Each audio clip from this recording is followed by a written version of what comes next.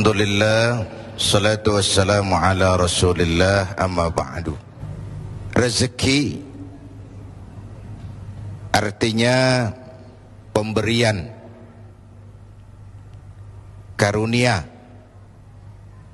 given.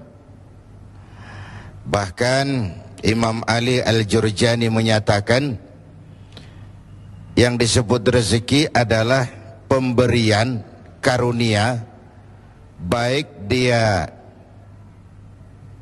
konkret maupun abstrak. Nah, kalau demikian soalnya, belum pernah sesaat pun dalam hidup kita ini rezeki pernah berhenti. Belum pernah. Sejak kita bangun tidur sampai kita tidur lagi, kata Mbak Surip, sejak kita bangun tidur sampai kita tidur lagi, bahkan tidur itu sendiri rezeki dari Allah Subhanahu wa ta'ala. Nah, terhadap rezeki yang begitu banyak, yang kalau kita mau menghitung kita tidak akan pernah sanggup menghitungnya, Allah cuma minta satu: syukuri itu.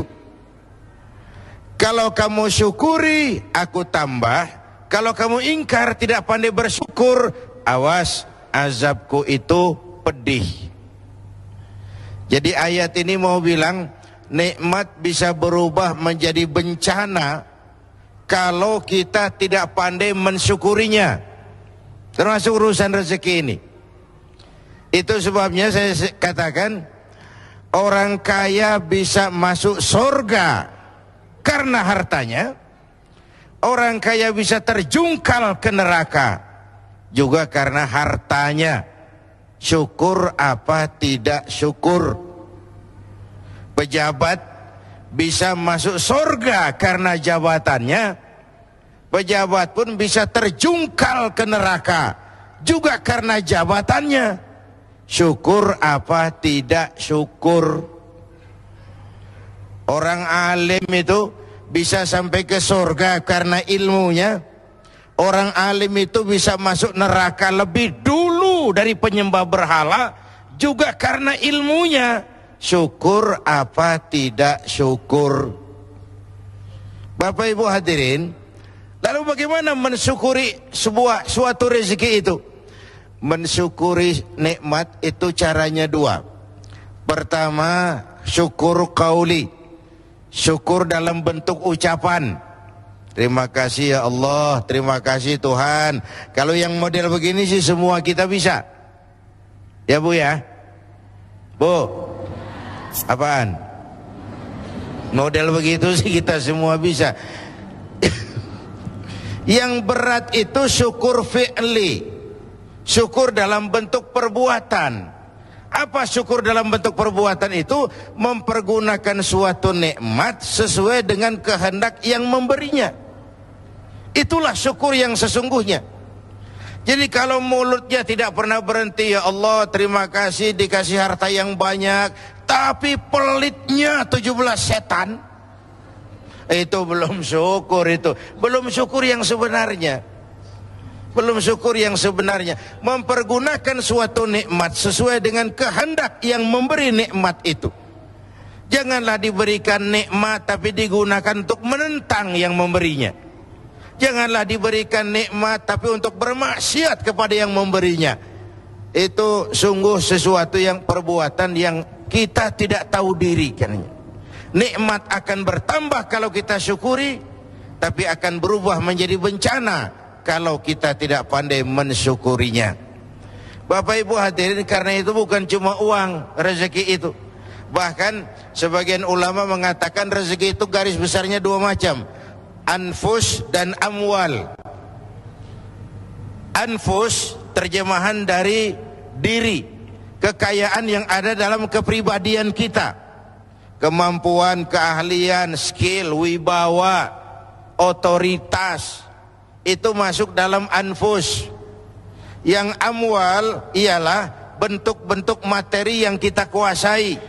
Tanah, rumah, uang. Amwal dan anfus itu harta. Tetapi dua-duanya bukan tujuan. Dua-duanya hanya sekadar alat untuk mencapai tujuan. Yang alat harus dijadikan alat. Kalau alat dijadikan tujuan, maka kita akan kehilangan tujuan yang sebenarnya. Ayo, saya mau tanya, ibu selama ini memperalat duit, apa duit yang memperalat ibu?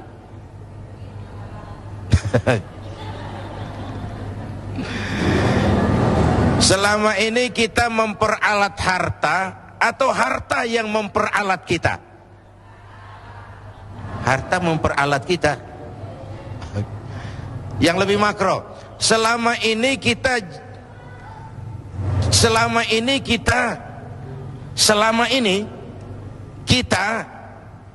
menggunakan dunia atau dunia menggunakan kita? Idealnya kita menggunakan dunia, kita mengendarai dunia dan bukan dunia yang mengendarai kita. Baik, terima kasih Pak Kiai. Alhamdulillah, kita akan lanjutkan lagi. Tadi ada Bapak Ibu dan pemirsa TV One yang saya cintai, tadi saya katakan bahwa rezeki apapun bentuknya itu sekadar alat, bukan tujuan. Lalu apa tujuan kita? Tujuan kita itu dua. Pertama namanya tujuan jangka pendek, yaitu fid dunya hasanah. Itu tujuan jangka pendek, fid dunya hasanah. Yang kedua tujuan jangka panjang, wa fil akhirati hasanah. Kebahagiaan di dunia sebagai tujuan jangka pendek dan kebahagiaan akhirat sebagai tujuan jangka panjang. Untuk mencapai tujuan inilah kita menggunakan alat. Alat itu namanya rezeki. Jelas Pak? Jelas? Jadi rezeki ini untuk tujuan jangka pendek harus mengantarkan kita mencapai fid dunya hasanah. Untuk tujuan jangka panjang dia harus mengantar kita wa fil akhirati hasanah. Kebahagiaan di dunia dan kebahagiaan di akhirat. Alatnya rezeki ini, pangkat dan jabatan, kemampuan dan kewenangan, harta dan semua kekuatan materi yang kita miliki untuk tujuan jangka pendek harus membangun fid dunya hasanah. Tujuan jangka panjang menciptakan wa fil akhirati hasanah. Jelas Bu? Jelas? Apa yang jelas? Ya yang barusan itu. Yang barusan itu. Kita tidak sekedar punya tujuan jangka pendek dari hidup ini, kita punya tujuan jangka panjang.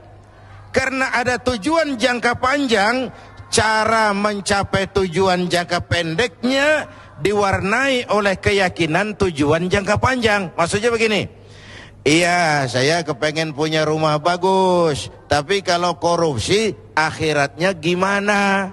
Ini loh, tidak terjebak menghalalkan cara. Karena orang yang tujuannya cuma fid dunia hasanah, pokoknya dunianya senang, itu mudah menghalalkan segala cara. Tapi kita punya wa fil akhirati hasanah, kebahagiaan di akhirat nanti. Ini yang mewarnai cara kita mencapai tujuan jangka pendek.